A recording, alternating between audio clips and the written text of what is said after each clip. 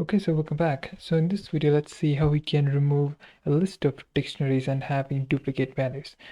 So in the case of only 2 to 3 dictionaries, and that's going to be easy for you to manually check that. But what if there are n number of dictionaries? The n number of dictionaries means some countable values, but it's going to take a more list of dictionaries. So in that scenario, writing a for loop would not be a good thing. So there is a wonderful utility called as iteration utilities. You can get this from pip. So pip install iteration utilities, and I encourage you to go through their wiki or their docs. That is iteration dash utilities, read the docs.io.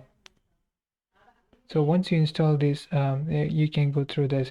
But I have pulled off few examples from the documentation itself, and in my case, I have 10 to 15 list of dictionaries. So in order to find duplicates, either I have to write a for loop or I have to use this utility. But I choose I use this. It feels like I complete the entire thing with 3 lines.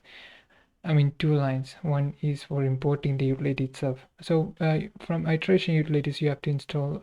You have to what do you call import unique ever seen. So once you import it, you can. This is my list of dictionaries. I have 2 dictionaries right now, having 2 keys and 2 values, but it can be any number of keys and any number of values as long as it is the same. It's going to find this and remove that, and it doesn't have to be adjacent. I mean, in my case, this dictionary and this dictionary is the same, but it is not, it doesn't have to be adjacent. It can be anywhere in the list.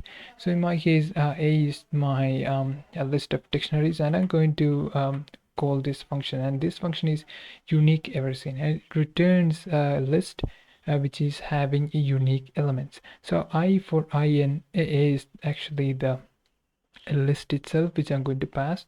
So it is going to return a list having unique number of having the unique key elements. So let's see this. So you can see the, okay, so that means I have some mistake in the, yeah, there you go.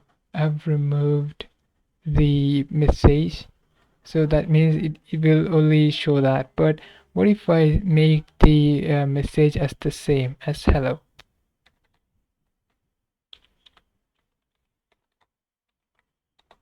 So in my case right now, I have only 2 dictionaries, and that's going to be this and this, and those are unique as well. So when coming to the time complexity, I think it is a bigger of n. I mean, the when you have more list, the timed complexity might be bigger of n. So I think that's the case, but you can of course read and understand more. So that's it. I hope you guys enjoyed it. And if you do have any questions, let me know. And yeah, quick short video. I think this might be helpful, and thank you for watching.